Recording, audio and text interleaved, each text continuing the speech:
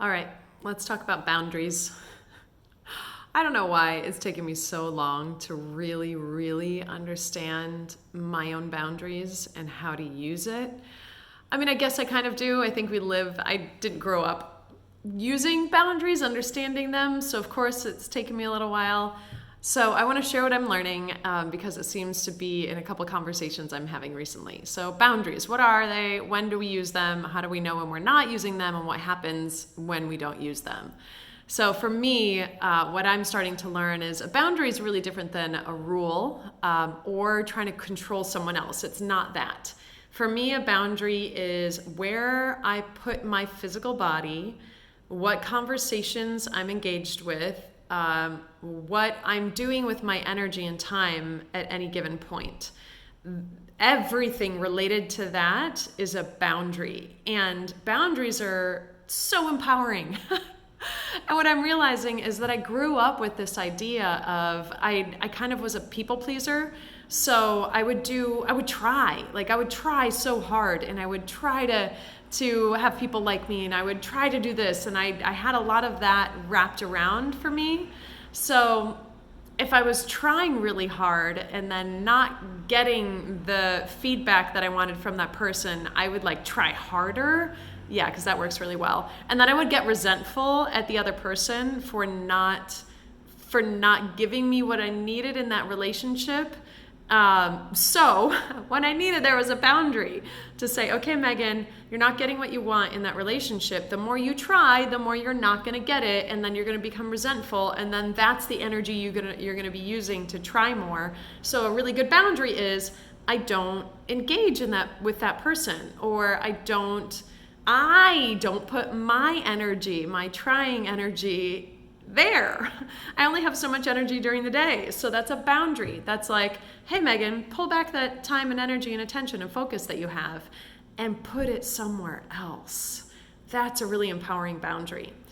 Some other boundaries that I've noticed is if I feel drained hanging out with someone, which doesn't happen too often anymore. It did a lot in my past version of myself.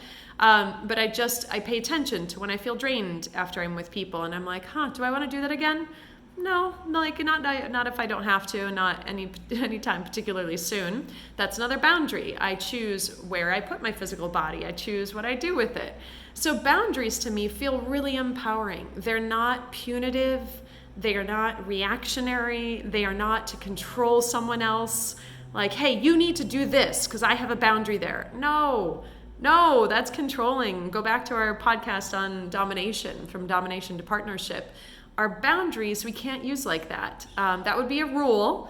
Rules, there's a time and place for rules, especially if you are opening up your relationship and you don't quite understand boundaries yet. Rules can be really good. Rules for our society, that's where we're at right now. We use rules. But boundaries is like self-empowerment. And that's why I think they're so elusive to a lot of us. It's like, can I do that? Can I decide where my time, energy goes? Can I decide where I put my physical body? Yeah, that's a boundary. And so when you institute a boundary, it can feel like a reclaiming of power. Like, okay, I can do this now. I don't have to keep trying in that relationship. I don't have to keep putting my physical body next or near that other person. I just don't have to do that. And that's my choice. And that's a boundary that I have. And so boundaries can feel so reaffirming and loving for yourself. And practice and play with them. I mean, I've definitely swung the pendulum. So I try really hard, and then I'm like, I'm gonna have a boundary on myself, Megan, no more interacting with that person. And then I swing it to the other side. And then that doesn't feel good either. Then it's like, okay, I completely blocked this person from my life. But that feels restrictive to me. So there's some happy medium in there that I eventually get to, which is like, I can be around that person. I just don't necessarily share everything that I have going on with them, or I politely remove myself after 20 minutes of conversation. Those are things that now I feel like I don't have to avoid them. It doesn't feel like that, but I also then don't have to give and give and give, because all that does is create resentment for me, and I don't want that in any of my relationships. So I hope this is helpful. Tell me where you're experiencing boundaries already that you're creating, or the need for a boundary. And I will give you a clue. I've said it many times already. If you're feeling resentment, blame, judgment towards someone, it's because you have trampled over your own boundary that you haven't created. I'll say this again.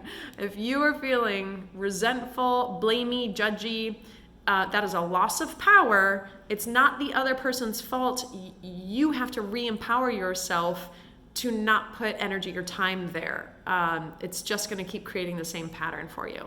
So boundaries, we'll call this Boundaries 101. I'm learning. If you are on advanced master level boundary, please share with me in the comments some of your techniques. I'm really, really curious.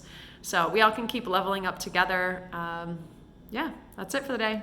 Sending you all love.